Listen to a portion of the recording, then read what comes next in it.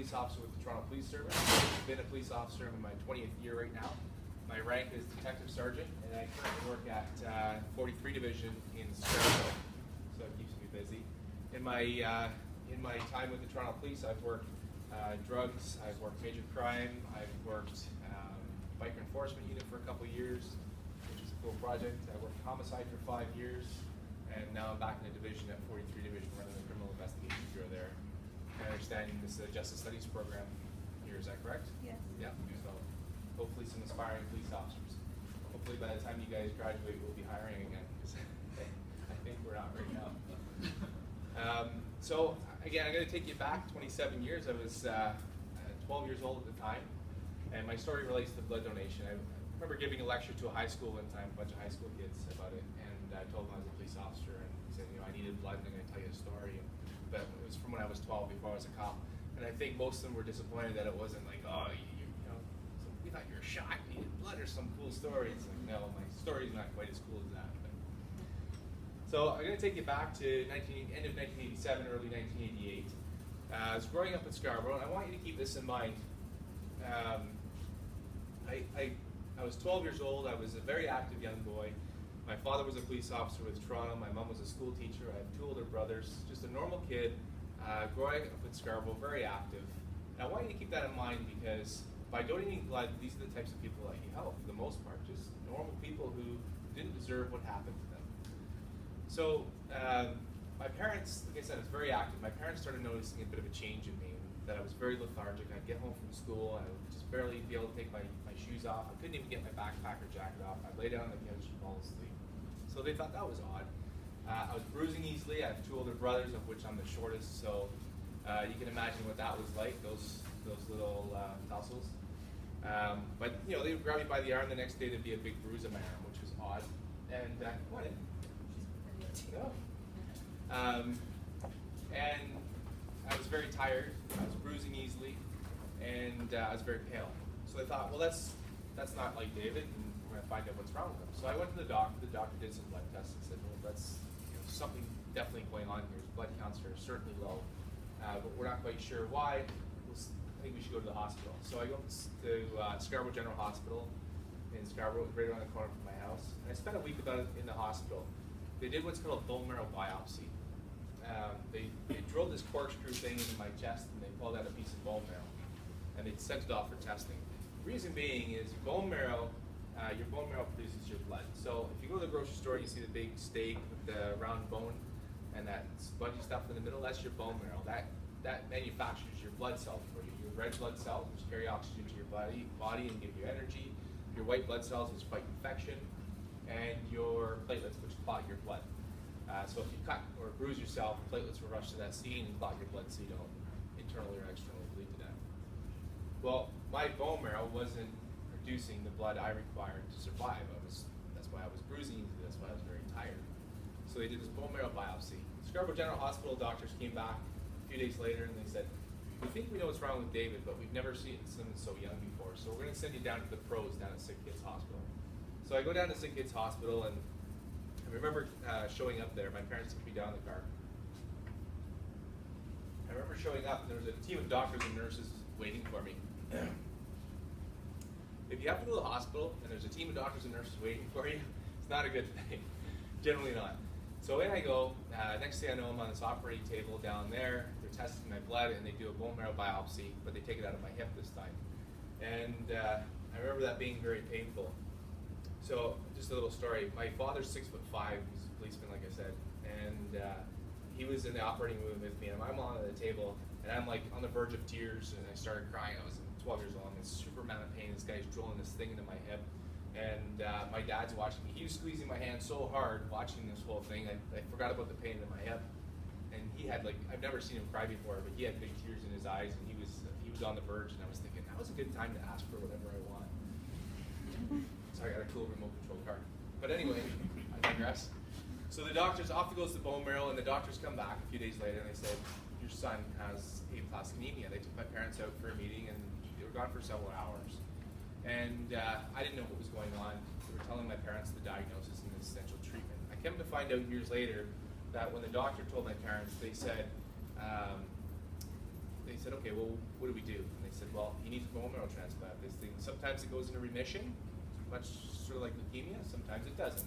And if it doesn't, he needs to have a bone marrow transplant. And where do we get that from? Your best chance is through a family member. The way they match bone marrow back then, it's a little different now, but back then was there were 6 factors. You get 3 factors from your mom, 3 factors from your dad, and they match that. So with your family members. So the chances of you matching your mom and dad are pretty slim.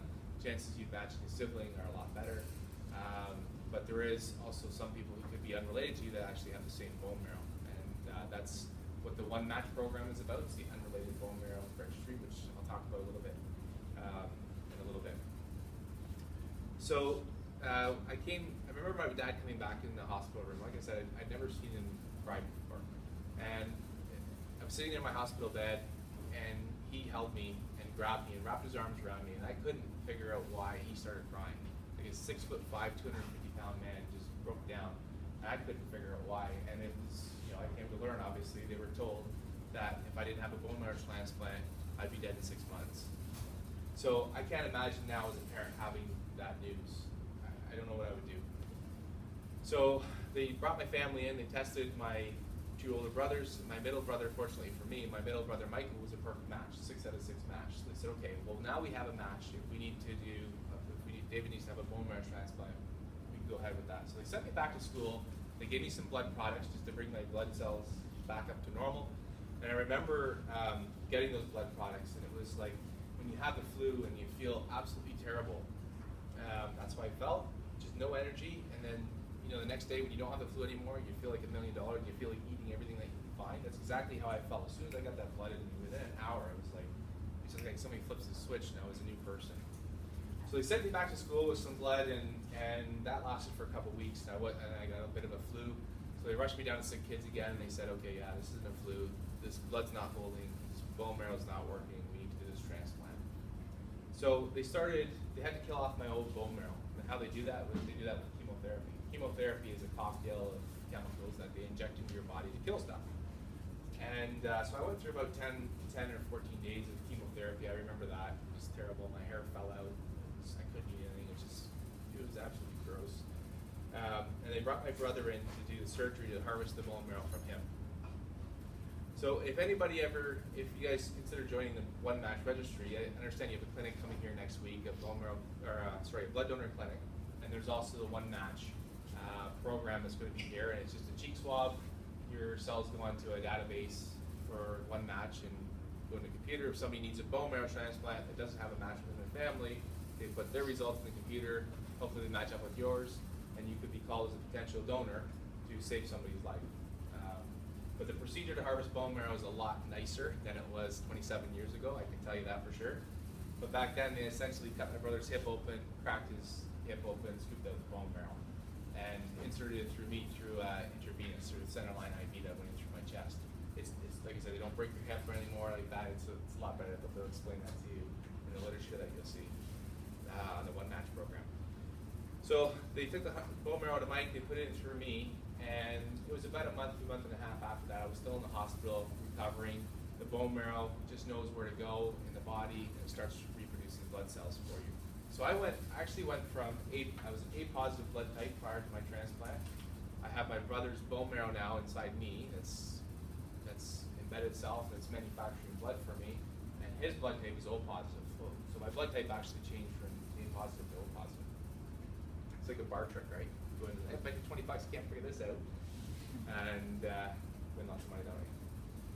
So I was in the hospital for about a month after my transplant, and I remember because the bone marrow was very new, it was just sort of reproducing itself. It couldn't reproduce blood for me, so I had to have blood transfusions. I had somewhere between a dozen and 20 blood transfusions while I was in the hospital all that time.